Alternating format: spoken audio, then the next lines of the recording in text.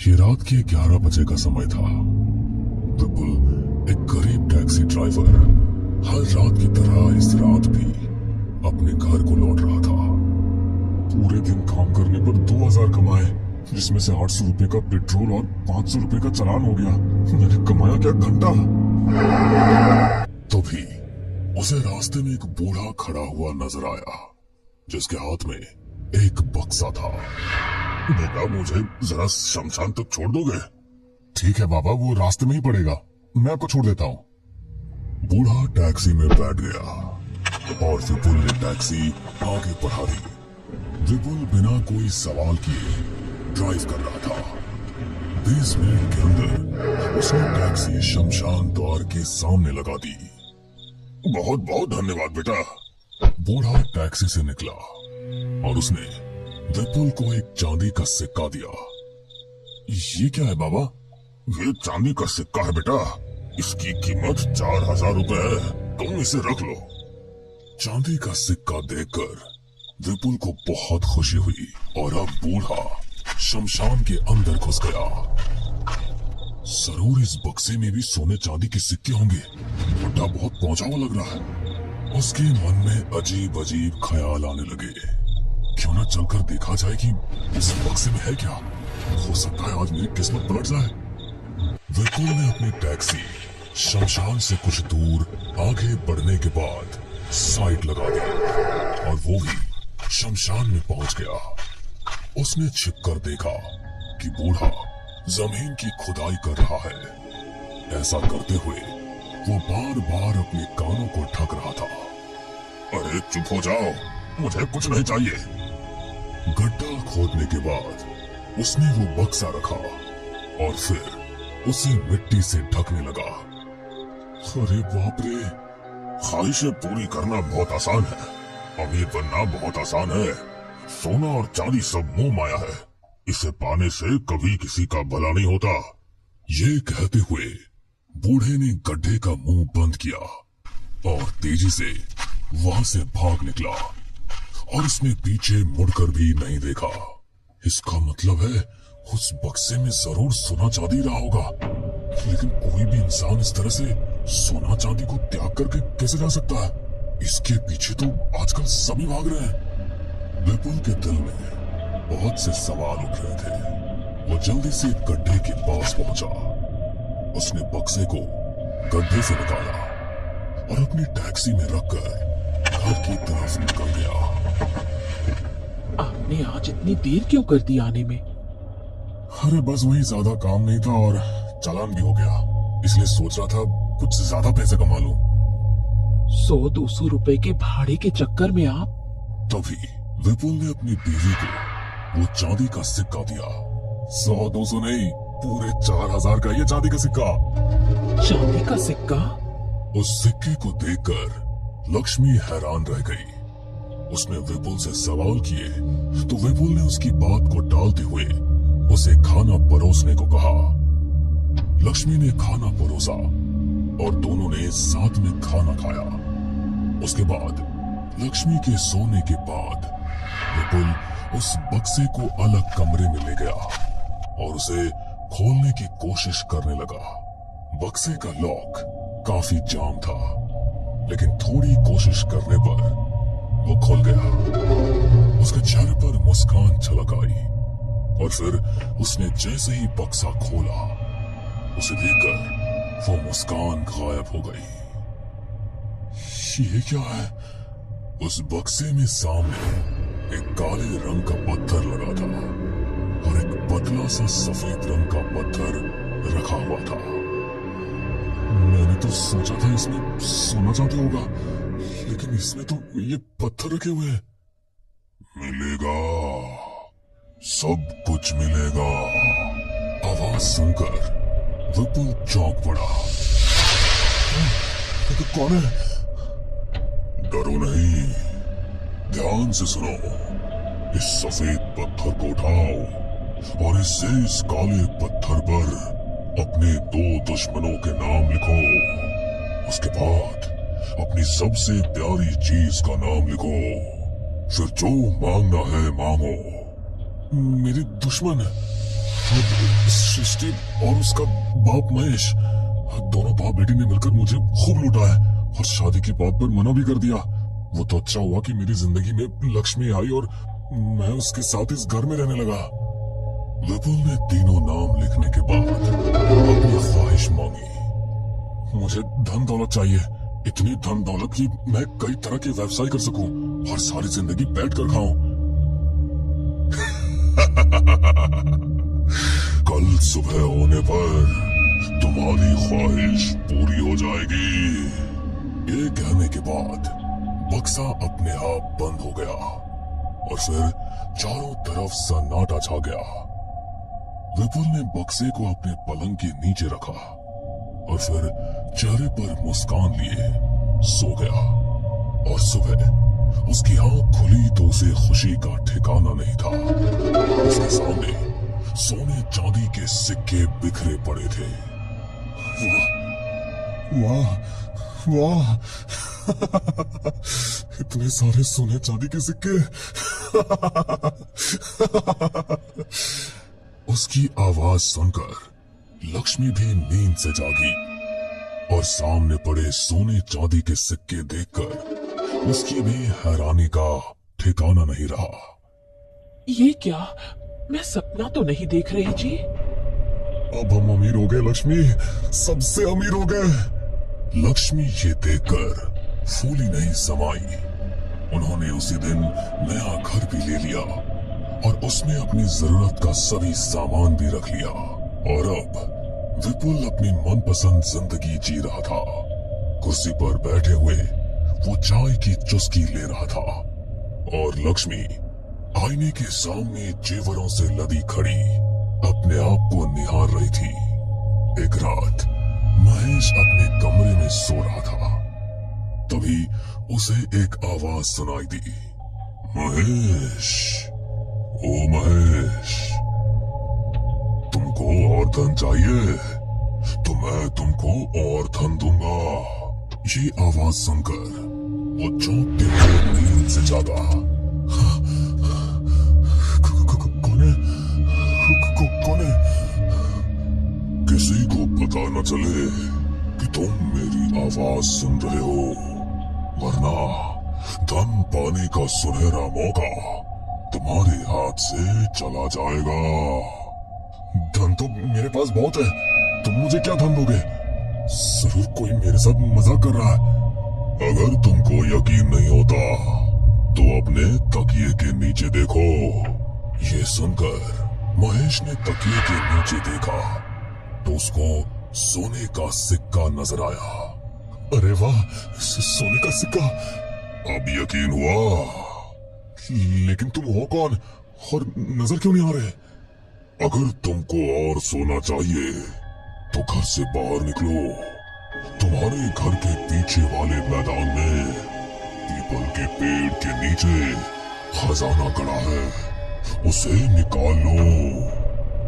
ये सुनकर महेश उसी समय घर से निकला और मैदान में पहुंचा। कहाँ है सोना, किस जगह? तभी उसे पीपल के पेड़ के नीचे एक और सोने का सिक्का चमकता हुआ दिखा। वाह, एक और सोने का सिक्का! हाँ, और इसी जगह खजाना भी गड़ा है। निकालो उसे और हो जाओ मालामाल। ये सुनकर महेश बहुत खुश हुआ और उसने खुदाई शुरू की। वो अभी जमीन को खोद ही रहा था कि तभी जमीन से एक भयानक हाथ निकला। उस हाथ ने महेश का हाथ पकड़ लिया। बचाओ, कोई है!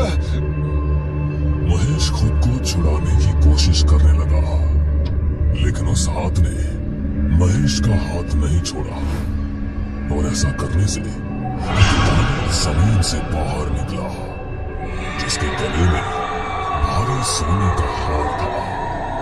हाथों में सोने की हाथ कलाई। उसे देखकर महेश का दिल मानो धड़कना ही बंद हो गया था। वो कुछ करता इससे पहले ही उसकी चीख पूरे जंगल में गूंज कर रह गई। सुबह सृष्टि सो रही थी, तभी उसकी माँ की चीख सुनकर उनकी आंख खुली।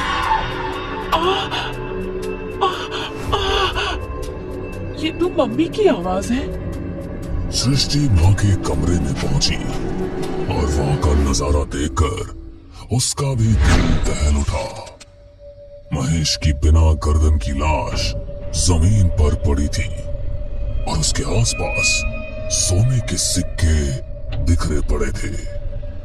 एक तरफ विपुल अपनी बहुत अच्छी जिंदगी जी रहा था, वहीं दूसरी तरफ सृष्टि और उसकी माँ दहशत में जी रहे थे। रात होने पर अब सृष्टि को भी भयानक आवाजें सुनाई देने लगी।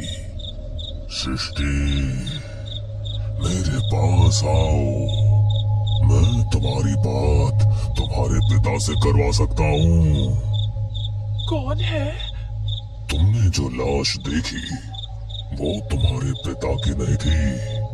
तुम्हारे पिता भी जिंदा है, मैं तुमको उनसे मिला सकता हूँ। ये सुनकर सृष्टि बेसब्र हुई, कमरे से निकली और उस आवाज के पीछे बोली। वो भी घर से निकल गई। उसने देखा कि सामने उसके पिता खड़े हैं, एकदम सही सलामत। सृष्टि बेटा। सृष्टि भागकर उसके गले लग गई। पापा, आप ठीक है पापा? सृष्टि उसके सीने से लगकर रोने लगी। तभी उसको अजीब सी ठंडक महसूस हुई। वो उससे अलग हुई तो पाया कि उसके पिता नहीं बल्कि एक दानव है। इतने भयानक दानव को सामने देखकर सृष्टि का दिल दहल उठा।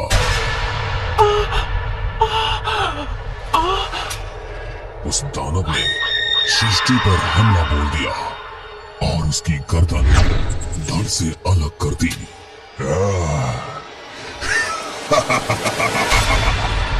गांव में सृष्टि और उसके पिता की मौत की खबर पूरी तरह से फैल गई और अब विपुल के चेहरे पर परेशानी की लकीरें दिख रही थी।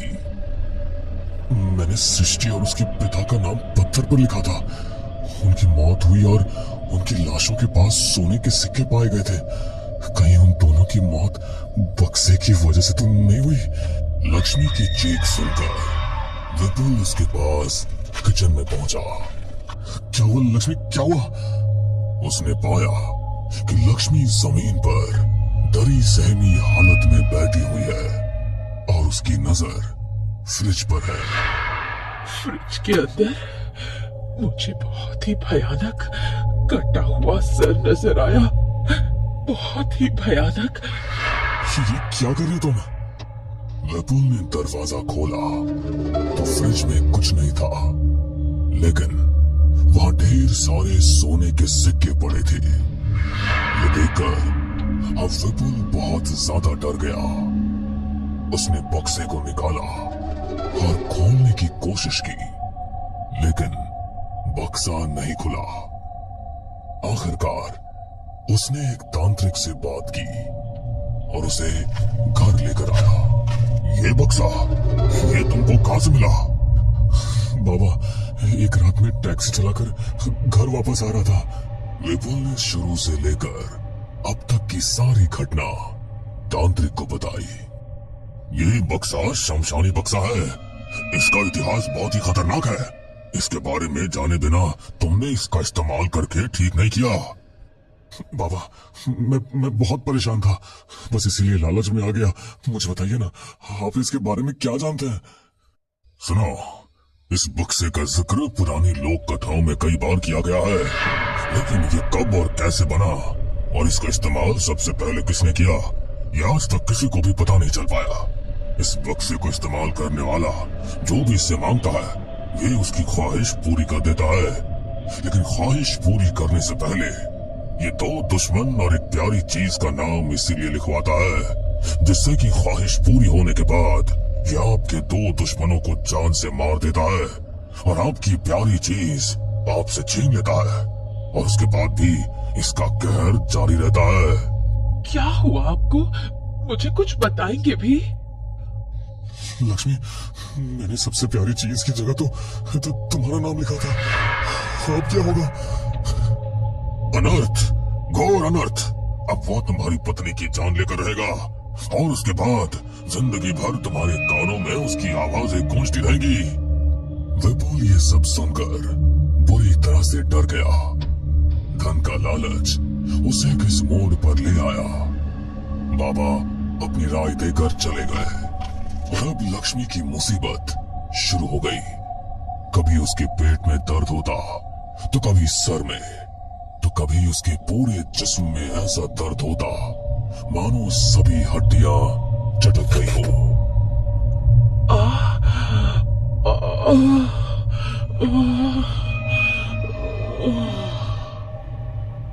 विपुल, आपको ये सब करने की क्या जरूरत थी? हम तो कम पैसों में भी खुश थे ना। लालच इंसान को बर्बाद कर देता है। मुझे अब उस बूढ़े की बातें याद आ रही है जो वो इस बक्से को दफनाते समय बोल रहा था। परेशानी लगातार बढ़ रही थी और एक रात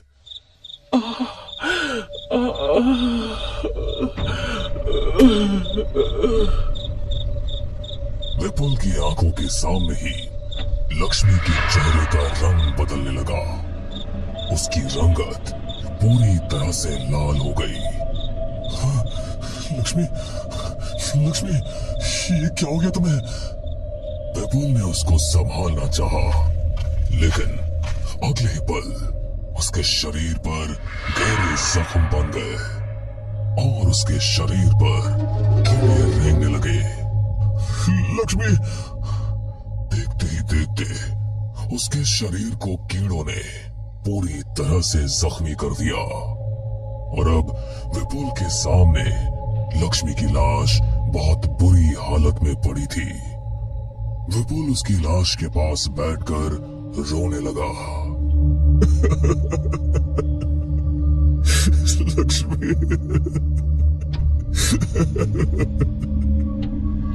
और अब विपुल को भी अपने शरीर में कमजोरी नजर आने लगी। वो दर्द में पड़ा कराहने लगा। दिन पर दिन उसकी हालत बिगड़ती गई और उसको अपने कानों में आवाज सुनाई देती, विपुल, मैं तुमको माला माल कर दूंगा। तुमको और सोना चाहिए? विपुल अपने कानों को बंद कर लेता और चीखता, नहीं चाहिए मुझे सोना चांदी, नहीं चाहिए। विपुल के बाल और दाढ़ी बढ़ गई थी। वो काफी बूढ़ा दिखने लगा था। एक रात उसने बक्सा उठाया और शमशान की तरफ रवाना हो गया। मेरी जिंदगी तो मेरे लालच के चलते बर्बाद हो गई, लेकिन मैं किसी और की जिंदगी खराब नहीं होने दूंगा। अपने आप को काबू में रखते हुए वो शमशान पहुंचा। उसी समय एक शराबी भी वहां से गुजर रहा था। आज तो मैं अपने आप को खत्म करके ही मानूंगा। अरे ये साला बूढ़ा बक्सा लिए शमशान में कहाँ जा रहा है? मरने का इरादा तो मेरा है। विपुल ने गड्ढा खोदा और उस बक्से को उसमें दफन करके मिट्टी से उसे ढक दिया। तुमको सोना चाहिए ना विपुल? मुझे बाहर निकालो, तुमको सब कुछ मिलेगा। विपुल ने अपने कानों पर हाथ रखकर ढक लिया और वहां से चला गया। वो शराबी अब वहां पहुंचा। ये साला इतनी हिफाजत से गाड़ के गया है, जरूर इसमें सोना चांदी भरा हुआ होगा। अरे अपनी तो लॉटरी लग गई भाई, मरना कैंसिल। उसने बक्सा उठाया और अपने घर की तरफ रवाना हो गया। अब विपुल को आवाजें आना बंद हो गई थी, क्योंकि शमशानी बक्से को अपना अगला शिकार अब